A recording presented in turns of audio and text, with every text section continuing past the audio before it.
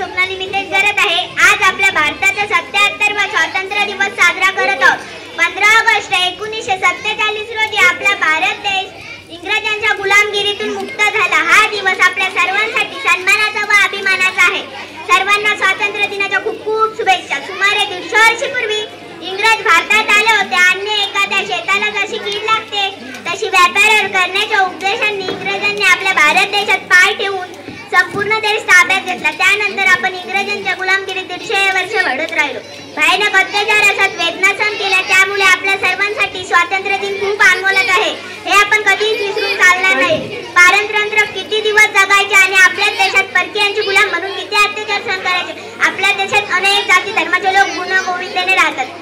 विविधता अनेकता हे भारताचे वैशिष्ट्य आहे आणि म्हणूनच मला म्हणावेसे वाटते की सुंदर है जग में नाम भी न्यारा है, सुंदर है जग में नाम भी न्यारा है। जा जाती भाषा से बढ़कर देश प्रेम की धारा दे, निश्चय पूर्ण प्रेम पुराना भारत देश हमारा, भारत देश हमारा। एवढं बोलून मी तर समजून जाईल मला।